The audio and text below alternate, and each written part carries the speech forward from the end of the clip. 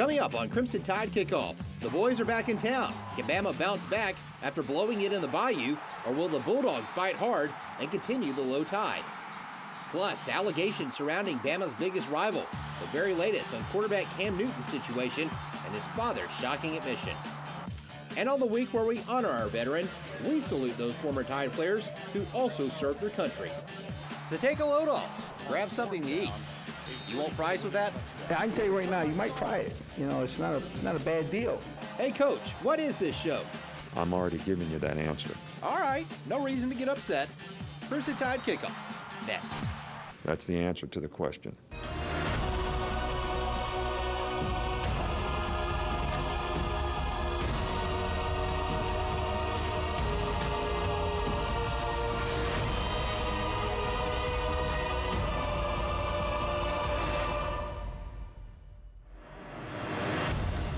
Live from the campus of the University of Alabama, this is Crimson Tide Kickoff with Gary Harris and John Huddleston.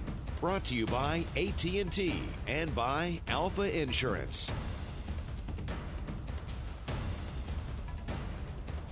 You know, it seems like forever since there's been a football game at Bryant-Denny Stadium. That's because it's been nearly a month, but that will change tonight. That stadium's going to be rocking and full as the feisty Mississippi State Bulldogs from Starkville will pay a visit to Tuscaloosa. Hey, it should be a great game between two top 25 foes. And good morning, everyone. This is Crimson Tide Kickoff presented by Alpha Insurance and AT&T, the official wireless communication provider of University of Alabama Athletics. AT&T, Rethink Possible. Gary, we were talking about it before we came on the air. It is November, but it feels like October out here this morning. You know, I can't imagine a more perfect morning. I mean, it's really like you would envision early October. Right. It's comfortable temperature-wise, going to get warmer during the day, cool off a little bit for the game tonight, so it's going to be perfect. And we got a great show on tap for you, as always. Coming up later in the program, former Crimson Tide quarterback Gene Newberry will pay us a visit. He'll break down the Tide and look ahead to the rest of the season. Also, we'll go live to Starkville, Mississippi, and talk with a member of the Bulldog broadcast team. You'll want to stay tuned for that. And the sports editor of the Tuscaloosa News, our good friend Tommy Dees, will join us live. But first, the headlines of the day. And Gary, on that note, tonight under the lights at Bryant-Denny Stadium, 7-2 Alabama faces off against 7-2 Mississippi State. Kickoff set officially for 6:21 p.m. The game will be televised nationally by ESPN2. Now, this will be the second time this season that Bama enters the game following a loss. Their 24-21 defeat to LSU effectively ended any hope of repeating as national champions. Coach Nick Saban says now is the time we really find out what his team is made of. You know, the reality check of it all is, you know, where do you want to go from here? And I think the real glory is sometimes when you get knocked down is your ability to get up, the ability to overcome adversity, and that's a true test of character. We didn't play to our standard this year, you know. I mean, we ain't achieved what we set out for. And, I mean, we just got to finish strong, though. I mean, we ain't no quitters here at Alabama, and we got to keep playing. And there still is a lot to play for. Alabama could still have a 10-win season and could possibly play in a New Year's Day bowl game. And oh yeah, there's still an outside chance that Bama could play for an SEC championship. Not probable, but not impossible either. Here's what has to happen. First, the Tide has to win the remaining SEC games, which would mean they would beat Mississippi State and Auburn. In addition, the Auburn Tigers would also have to lose to Georgia today. And finally, LSU would have to lose to either Ole Miss or Arkansas. If all this happens, it would create a 3- or 4-team tie in the West. And per the SEC's tiebreaker procedure, Alabama would be the divisional representative in either scenario. But you don't have to tell the Tide players or their coach any of this.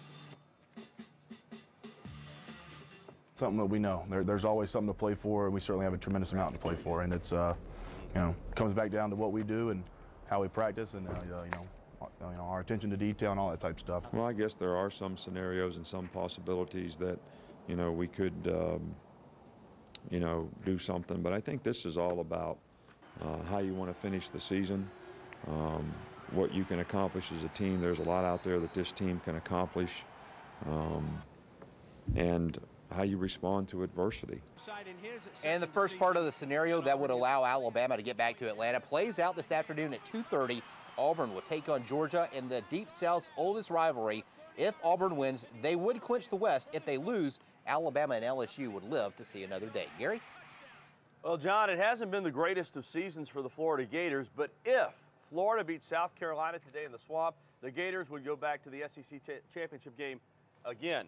Pretty impressive considering the fact that at one point, Florida dropped 3 straight SEC games. One of those was to Mississippi State. The Gators missed a last-second field goal, which would have tied the game and forced overtime, but instead, Dan Mullet, who worked for Urban Meyer, got the victory over his old boss. Entering tonight's game in Tuscaloosa, the Bulldogs have 6 consecutive victories, and they would, as you know, absolutely love to make it 7 in a row with a win over the Crimson Tide. Yeah, it'd be a big win for us. You know, I think we have pretty high expectations ourselves and high expectations how we want our season to be. We've been successful to a point this far, and so I think that would just kind of be a natural deal for us to hopefully we continue that success and keep improving on the good year we've had. And the Mississippi State defense could get a big break. It's a good possibility the Bulldogs will not have to face Alabama's dynamic 1-2 running back punch. Trent Richardson bruised his knee in the first half, scoring that touchdown against LSU last week. He practiced some this week, but has not been close to 100%, hasn't done a lot of the drills and has watched a lot at practice. He is questionable for the game. The good news for Alabama, though, they still have the reigning Heisman Trophy winner Mark Ingram, and Coach Saban is confident that MI can carry the load. We are a little beat up, you know, there. If Trent can't go, Mark is in good shape, and Mark's doing fine, and Mark will do a great job for us in the game. I thought he did a really good job in the last game. But he'll probably end up playing a little bit more, but we think Eddie's very capable, and so they'll have a role. And Eddie Lacy has not seen a lot of action this year, but once Ingram got that 2-game injury break out of the way, he's really put up some pretty good numbers. People haven't taken as much notice this year because of the fact that Alabama's lost a couple of games, and as I said, he was late getting started, but he's currently ranked 3rd in the SEC in rushing. He has close to 650 yards. He's averaged 6 yards a carry and has scored 9 touchdowns. As I mentioned, he's only played in 7 games after missing San Jose State and Penn State because of a knee injury. So all in all, he has had a pretty good season, all things considered. Well, a beautiful fall morning, great day for football. Richard Scott is going to join us now. Gary, before we go to Richard, I asked him before we came out here this morning, you know, he graduated from Mississippi State, got his meteorology degree there, so he's kind of in a unique position today. You can't hold that against him, though. No, again, no. Just about all these weathermen went to Mississippi State. And you know what he told me? He said, yeah, I've spent 4 years there, but I spent the rest of my life around Tuscaloosa, so he's cheering for the Tide today. Right, Richard? Hey, absolutely. Roll Tide, guys. I always want Bulldogs to do good, but not when they play Alabama. Obviously, Alabama fan, born and raised here in the great state of Alabama. And, hey, speaking of great, the weather today, picture perfect. We're talking lots of sunshine. Let's show you the forecast today. We're talking temperatures in the 70s this afternoon. It does not feel like November weather. In fact, mid-November weather. We should be much cooler this time of the year. We're talking temperatures by 3 o'clock this afternoon, approaching 74. Some clouds do begin to roll in later in the day. Now, there is some question as we go through the game tonight. We could see a shower. Now, we're going to watch that close. Of course, I'll break down your forecast for kickoff. Also, we'll take you across the SEC, John and Gary. It's looking good now, but we're going to be watching those showers out to the west. All right, thank you, Richard. The quarterback of Alabama's biggest rival has been plagued by all-field controversy and all-field allegations this week. About the only way you can slow him down. But next on Crimson Tide Kickoff, we'll have the very latest on Cam Newton and, according to a source, a very shocking admission by his father. Plus, we honor those former Tide players who put it all on the line to serve their country. We'll talk with several of those brave men who served in World War II. You're watching Crimson Tide Kickoff, presented as always by AT&T and Alpha Insurance. Stay with us. This is Crimson Tide Kickoff, but we do want to take a moment and update you on some news involving Alabama's chief rival, the Auburn Tigers. WSB-TV out of Atlanta reported late last night that Cam Newton's father, Cecil, has admitted to seeking money from a former Mississippi State player in exchange for his son signing with the school. The station says Newton stressed that neither Cam nor his mother knew anything about the deal and that Auburn University did not know of the request either. It is the latest piece to the soap opera that has taken place over the last week and a half and comes only one day after MSU acknowledged it forwarded information to the NCAA regarding possible issues related to Newton's recruitment.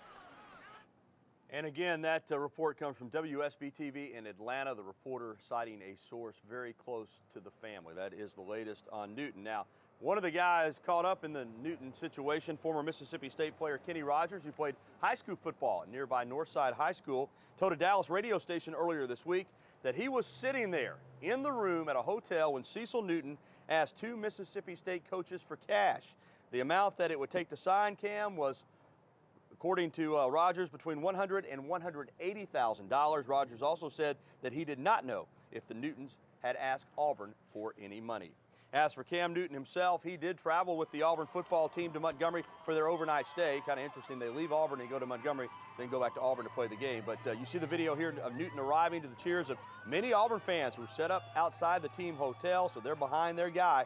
When asked about Newton's eligibility on Friday, though, Auburn officials did an about face. They went to the old trusty no comment. Going to be interesting to see how this whole thing plays out.